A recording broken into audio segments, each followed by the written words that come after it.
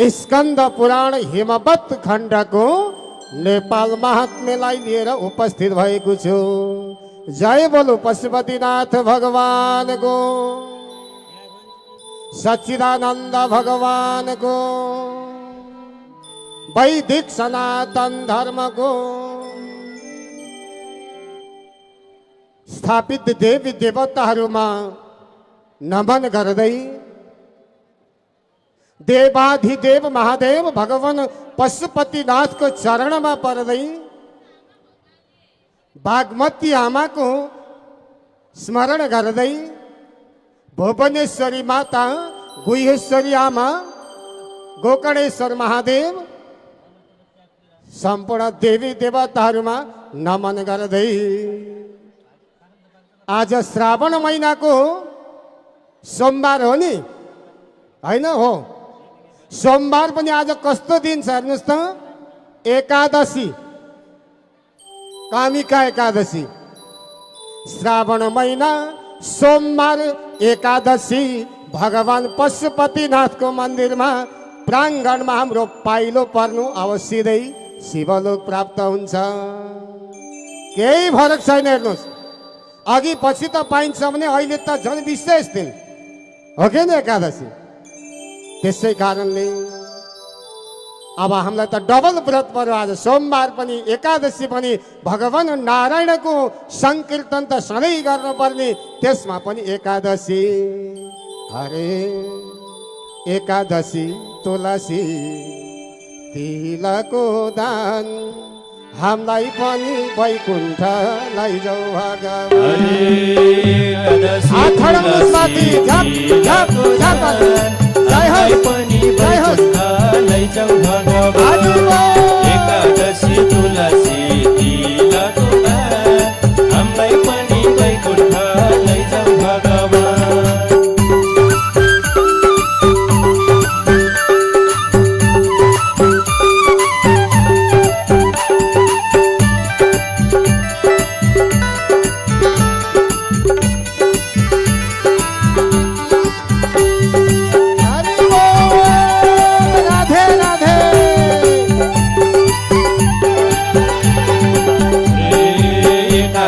तुलसी तिलको दान, हामीलाई पनि वैकुण्ठ लैजाऊ भगवान।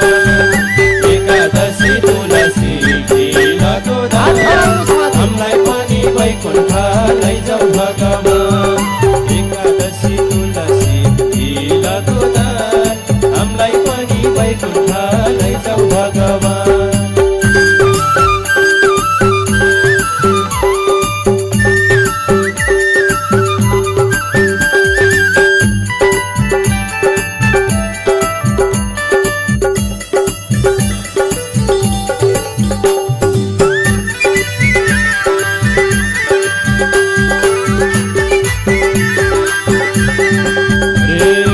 एकादशी तुलसी तिलको दान, हामीलाई पनि वैकुण्ठ लैजाऊ भगवान।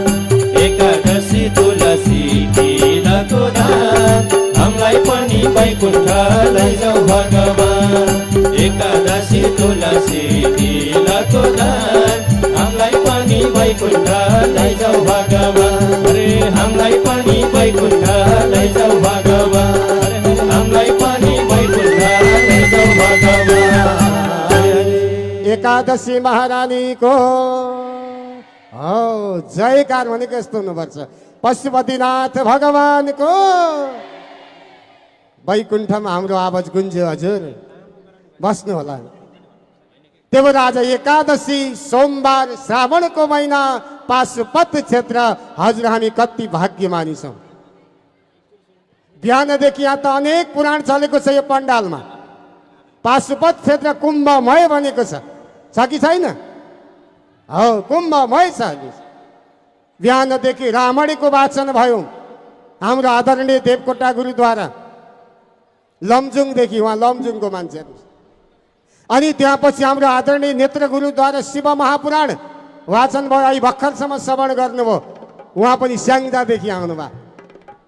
सुन्नुहोस्, अब म नेपाल महात्म्य केही बताउँछु। म रामेछापदेखि अब म भन्दा पछि फेरि गोर्खादेखि हाम्रो माताजी हुनुहुन्छ योगमाया सखी, फेरि हाम्रो तारा माताजी आउनुहुन्छ। हेर्नुहोस् त, चारै दिशाका कथावाचक कथावाचिका, यो पनि सौभाग्य हो नि हजुर, हामी सबैको सौभाग्य हो।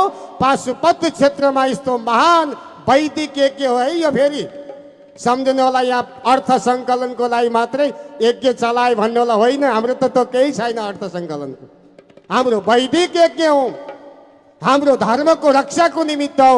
त्यहाँ धर्म रक्षति रक्षित, हामीले धर्मको रक्षा गऱ्यौँ भने हाम्रो रक्षा धर्मबाट हुन्छ कि हुँदैन? हुन्छ। यदि हामीले धर्म छाडा भयौँ भने हाम्रो रक्षा धर्मबाट हुँदैन। तर भगवानको कानमा नपरोस्, हामीलाई कहिले प्राकृतिक विपत्ति नपरोस्। हल्ला नगरौँ है भक्तजनहरू, ध्यान यता। धेरै समय छैन क्यार्ने हो, त्यसै पालो पुर्याउनु परेको छ। कुनै दिन विपत्ति नपरोस्, आपत नपरोस्, तर कुनै दिनमा घरमा आग लागि होला भनेर पहिल्यै इनार खन्यौँ, लाखौँ लाख लिटर जल जम्मा गऱ्यौँ भने कुनै दिन आग लागि भइहाल्यो भने नहोस्, केही पानी निकालेर आगो निभाउन सकिला।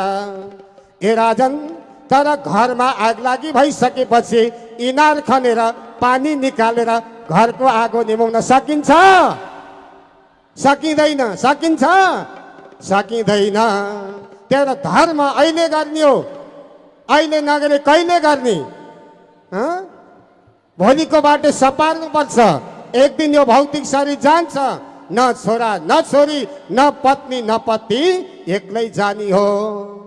त्यही भएर धर्म गर्नलाई कहिले पछि पर्नु हुँदैन। पुण्य गरेर शून्य हुँदैन, पुण्य गर्यो भने फल पाइन्छ। त्यसै कारण मैले भनेको कति मिलेको समय छ। हेर्नुहोस् त, आज नासल चोकमा भक्तहरूको उपस्थिति, यहाँको भिडभाड भोलिबाट पनि योभन्दा बढोस्। हजुरहरूले सबैलाई निमन्त्रणा गरेर लिएर आउनु होला। यहाँ वैदिक अनुष्ठान हुँदैछ, यहाँ श्रीमद् भागवत महापुराण हुँदैछ, शिव महापुराण हुँदैछ। अब केही दिनपछि फेरि रामकथा हुन्छ, देवी भागवत हुन्छ। हेर्नुहोस् त, हामी घरमा पाञ्चनी पूजा गर्छौँ, पाञ्चनी पुराण यहीँ छ भनेपछि यो पनि त सौभाग्य हो नि। त्यसै कारणले आज एकादशी सोमबार व्रत बस्नुभएको छ। भोलि बाबाको जुन स्थानमा हाम्रो पाउ परेको छ, हाम्रो अब भोलि सिधै कहाँ हुन्छ भन्दाखेरि शिवलोक प्राप्त हुन्छ। यसमा कुनै दुई विधा छैन है। र एकादशी कतिवटा हुन्छ वर्षमा? ए हरि लौन नि प्रभु, एक वर्षमा कतिवटा एकादशी हुन्छ? एक महिनामा कतिवटा? हो, 2टा। अनि 12 महिनामा 12 दुना 24वटा। 2.5 वर्षदेखि 3 वर्षभित्रमा अधिक मास पर्छ, होइन पुरुषोत्तम मास, 2टा थपिन्छ। कति भयो? 26वटा भयो। त्यसमध्येमा आज श्रावण महिना कृष्ण पक्ष एकादशी हो, कामिका एकादशी। त्यसै कारणले बडो भक्त सज्जनहरू आज आनन्दपूर्वक यहाँले कथालाई श्रवण गरिरहनु भएको छ। हामी पाशुपति क्षेत्र, मेरो त पुराणको विषय नि पशुपति पुराण सुन्नुभएको थियो आजभन्दा अगाडि। पशुपति पुराण हो, त्यस कारणले हिमवत खण्ड स्कन्द पुराणको हो। जब गइकन नेपाल महात्म्य, मैले हिजो नेपालभरि कहाँ कहाँ कुन कुन मन्दिर छन् सबै बताइसकेँ। त्यसमा पनि राजन अब हिमवत खण्ड नेपाल महात्म्य, आज हामी जुन ठाउँमा बसेका छौँ त्यो हाम्रो देशको मुख्य ठाउँ हो। आराध्य देव देवादिदेव महादेव शिवशङ्कर भोलेनाथको जय हो। आशुतोष भगवानको जय जय हो। त्यसै हाम्रा हो यसरी जय जयकार मनाइयो अनि हातले भजनमा ताली बजाइयो भने हाम्रा योगा हुन्छन्, रोगहरू नाश हुन्छन्, हाम्रा शक्ति प्राप्त हुन्छ। आमा दिदी बहिनी हो, सधैँ ओम नमः शिवाय जपौँ। शिव जटाधारी कहिले होला सवारी, शिव जटाधारी कहिले होला सवारी, शिव जटाधारी कहिले होला सवारी।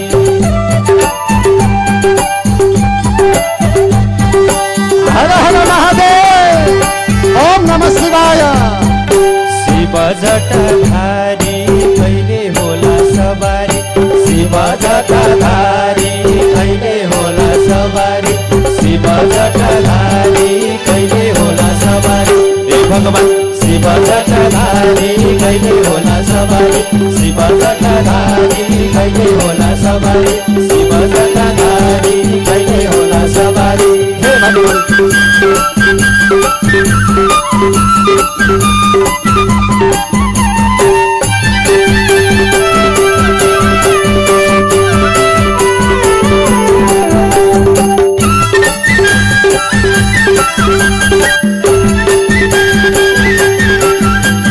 शिव जटाधारी कहिले होला सवारी शिव जटाधारी कहिले होला सवारी शिव जटाधारी कहिले होला सवारी शिव जटाधारी कहिले होला सवारी शिव जटाधारी कहिले होला सवारी शिव जटाधारी कहिले होला सवारी शिव जटाधारी कहिले होला सवारी शिव जटाधारी कहिले होला सवारी सवारी हरि हरि शिव शङ्कर भोलेनाथको हामी पशुपतिको प्राङ्गणमा छौँ 14 भुवन छ नि अतल वितल सुतल र सातल महातल पातल तीन लोक 14 भुवनमा सबभन्दा उत्तम स्थान भनेको कहाँ हो पाशुपति क्षेत्र हो मैले भनेको होइन शास्त्रले बताएको पाशुपति क्षेत्रभन्दा अर्को क्षेत्र कुनै छैन त्यसै कारणले यहाँ पाशुपत क्षेत्रको निकट कुन नदी बग्नु भएको छ बागमती आमा ल हेर्नुहोस् त अनि निकटमा गइकन हामी कहाँ छौँ अहिले भुवनेश्वरी माताको काखमा छौँ त्यहाँबाट गइकन अब यो उत्तम क्षेत्रलाई के पनि भन्छ अर्को नाम सुन्नुहोस् है पाशुपतलाई उमा महेश्वरी पुरी पनि भन्छ सुन्नुभयो हाम्रो दिदीबहिनीहरू आमाहरू सुन्नुहोस् है त कहीँ हजुरहरूलाई लाग्छ नि है गुरुहरूले पुराण भन्दा शास्त्र व्याख्या गर्दा छोरी मान्छेलाई हेला गर्यो भन्छन् भन्नुभएको छैन नि के भन्नुभयो छैन हाम्रो नेपाल वैदिक सनातन एउटै धर्म हो पहिलो पूजा छोरीको गर्ने धर्म हाम्रो हो बुझ्नुभयो किन हो जहाँ नारीको सम्मान हुन्छ त्यहाँ देवता रमाउँछन् जहाँ नारीको अपमान हुन्छ त्यहाँ देवता प्रसन्न हुनुहुन्न त्यही भएर हामीले पूजन गर्दा पहिला शक्तिको पूजा गर्ने होइन यहाँ बिहानको हाम्रो कर्ताजी हो आनन्दले 4 बजेदेखि अहिले गुरुले भनिसक्नुभयो पूजन गर्नुहुन्छ उहाँले पूर्ण स्थापित देवी देवताहरूको नारायणको पूजा गर्दा पहिला लक्ष्मीको पूजा गर्नुहुन्छ ओम लक्ष्मी नारायणाभ्याम नमः लक्ष्मी नारायण भगवानको हो यतिको भक्त चाहिए के हो कि हामीलाई यसरी आनन्दले जय जयकार गर्ने आनन्दले कथा सुन्ने भक्त पाइयो भने त कथा वाचकहरूको बानी त फेरि कस्तो छ थाहा छ ए भन्ने रौँ जस्तो लाग्ने छोड्नै मन लाग्दैन तर के गर्ने यहाँ अर्को बैमान छ घडीको सुई हेर्दै हेर्दै कथा वाचन गर्नुपर्छ किन सबैलाई दिन पर्यो पालो हो अब हामी भगवान उमा महेश्वरी पुरी भन्छ है यसलाई पहिलो हामी शिवजीको पूजा घरमा गर्छौँ रुद्राभिषेक गर्छौँ पहिला उमाको पूजा गरेर अनि महेश्वरको पूजा गर्छौँ महेश्वर भनेको शिवजी है त्यसै कारणले गर्दा हामी लक्ष्मीको अनि नारायणको सीतारामको उमा महेश्वरको पूजा गर्छौँ जय बोलो सत्य सनातन धर्मको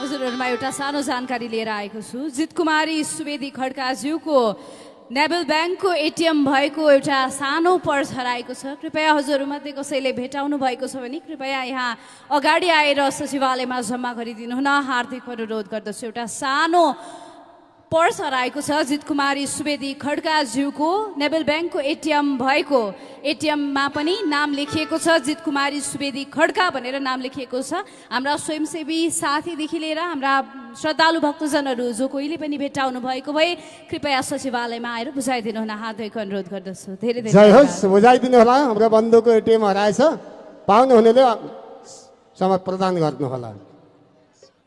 त्यसै कारण अब उमा महेश्वरीपुरी भनिन्छ। उमा महेश्वर भगवानको जय हो जय होस्।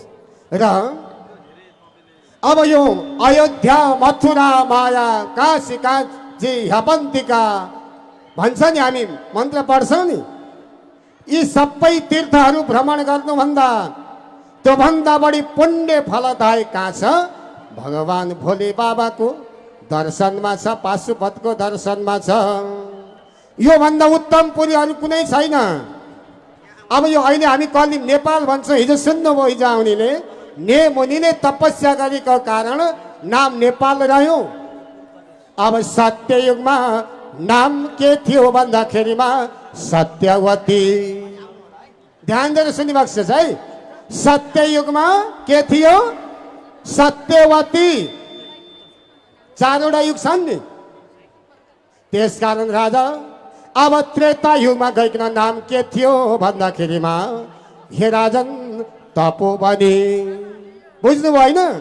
सत्ययुगमा सत्यवती, त्रेता युगमा गइकन तपोवनी, द्वापर युगमा मुक्ति सोपान, द्वापर युगमा मुक्ति सोपान, कलियुगमा नैपालिका पुरी जसको नाम नेपाल। नेपाल जननीको, नेपाल आमाको, नेपाल जननीको। हेर्नुहोस् हाम्रो नेपाल पुरी यस्तो पवित्र पुरी हो। त्यसै कारण यो कस्तो हो रे? नमुन्छ तीक्षणम चापी शङ्करो नगरी मिमाम तस्मान् उत्तर काशीति चोत्तर पुण्य भूगता। आहा, यसलाई त यस्तो ठुलो पवित्र धामको रूपमा वर्णन गरेको छ कि उत्तर काशी भन्दा पनि उत्कृष्ट छ है। के छ? नेपालको पाशुपत क्षेत्र छ। त्यसै कारणले भगवान भोले बाबा पाशुपति क्षेत्रको दर्शन एक दिन एकछिन मात्र शिवजीको दर्शन गरियो भने त हाम्रा सम्पूर्ण कस्मलहरू नाश भएर भोलि शिवलोक प्राप्त हुन्छ। भक्त सज्जन आमा बुवाहरू, आज त सोमबारको दिन श्रावण महिना शिवजीको महिना प्रकृतिले दिएको महिनामा यहाँहरू पाशुपत क्षेत्रमा टेक्नु भएको छ। हाम्रा अज्ञान रूपी पापहरू सबै नाश भएर गए।